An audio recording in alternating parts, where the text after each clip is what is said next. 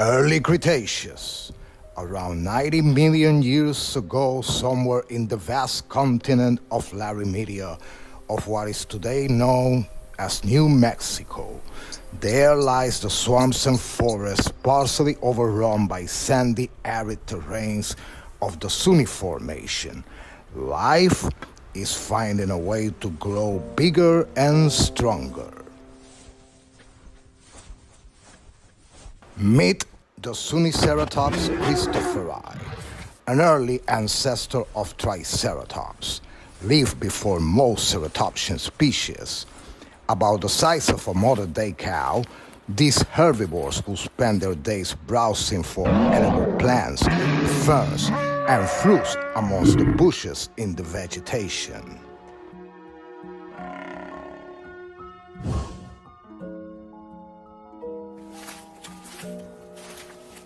This long-male Zuniceratops must abandon his nest every once in a while to eat as much as he can before winter arrives and larger dinosaurs migrate from the north.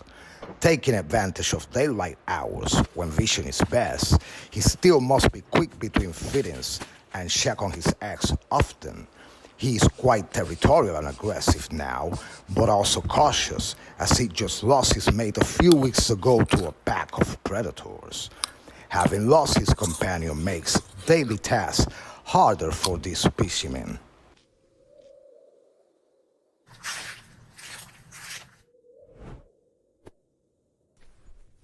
Most of the year, these animals favor herd behavior, gathering as many as possible in one place to safeguard against possible competition from other larger groups of herbivores, as well as some means of protection from carnivorous predators, except for when breeding takes place during the fall season.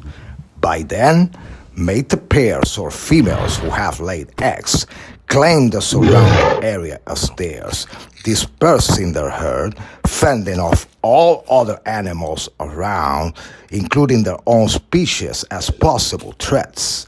This behavior continues until the nestlings are born and have grown big enough to join the herd, usually by mid-springtime.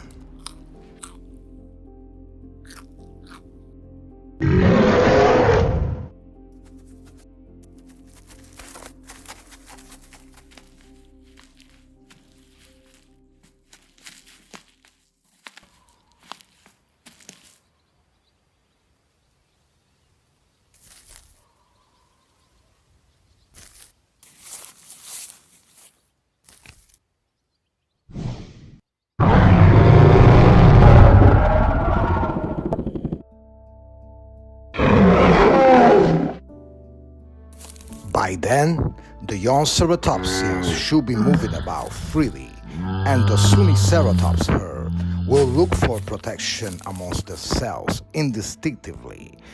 Once other animals begin their migration to the north, male Zuniceratops fight against each other for the females of the group, starting the cycle of life all over.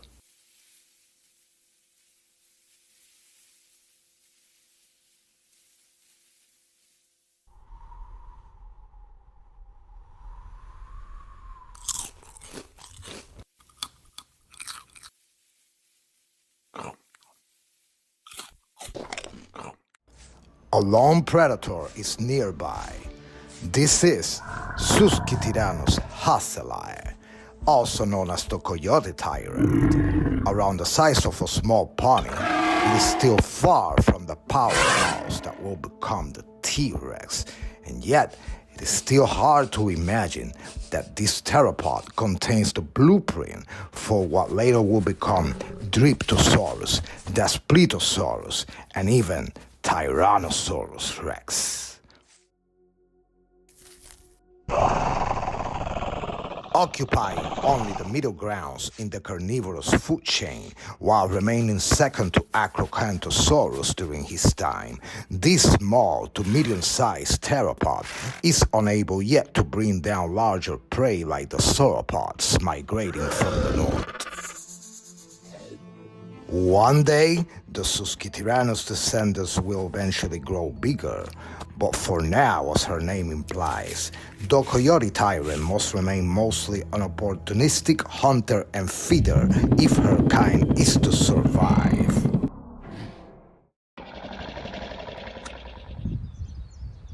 However, the evolution towards the Tyrannosaurus rex have already started and is beginning to show up here quite clearly.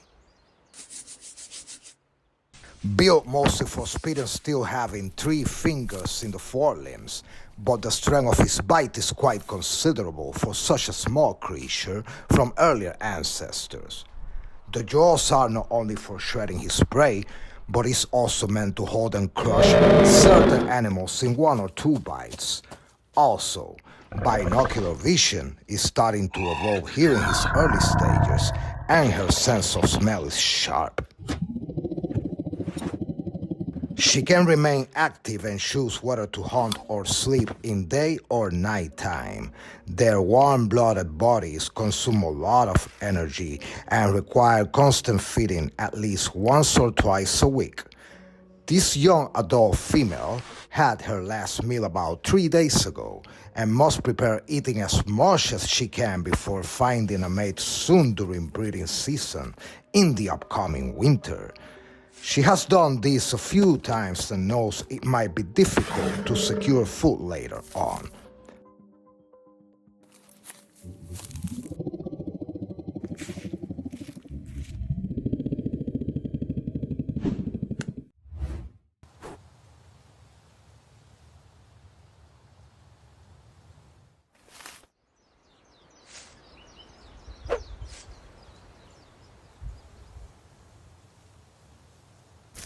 For the last year or 9 months, she has survived hunting prey like smaller dinosaurs, reptiles, mammals, small hadrosaurus, other dinosaur eggs, and the occasional scavenger.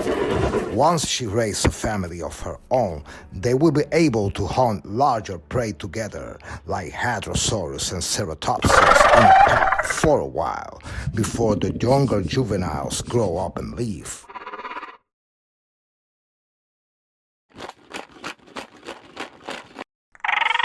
An unidentified species of Dromaeosaurus appears.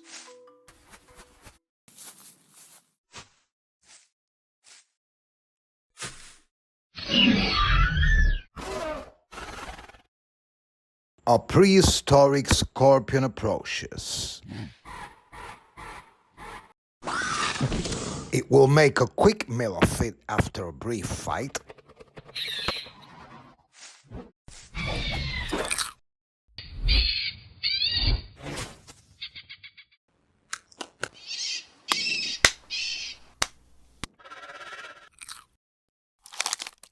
The Suskityrannus has a good range of hearing and can locate the smaller potential prey by picking up ground vibrations.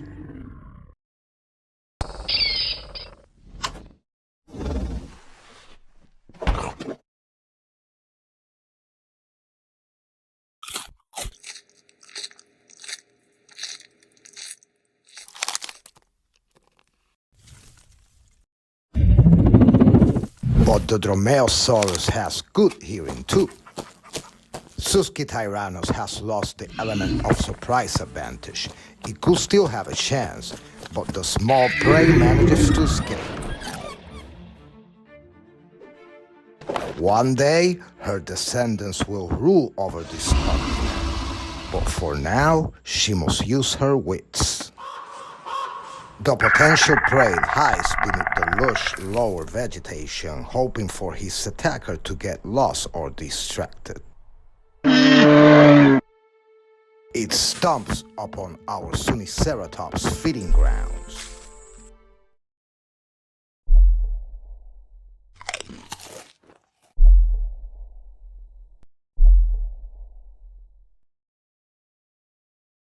The Suskityrannus is still looking for his intended prey.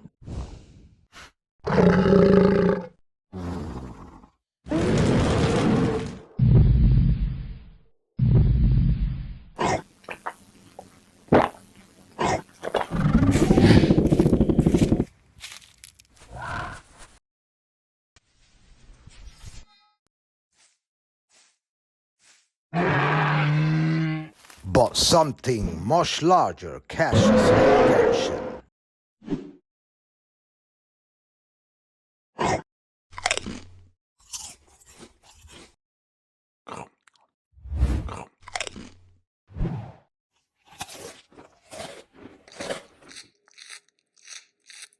Although she might have a chance of winning by engaging the Ceratopsian in battle, she is smarter than this and prefers to hide and stalk, waiting for a better opportunity to attack.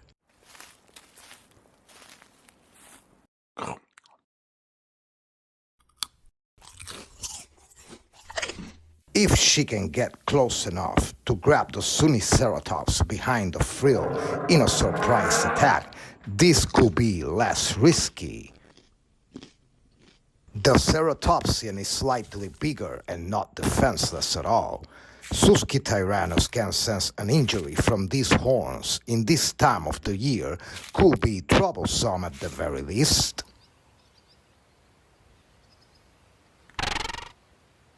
She will either wait for an opening if the Zuniceratops get distracted enough for it, or keep chasing him without being noticed until she can locate the nest.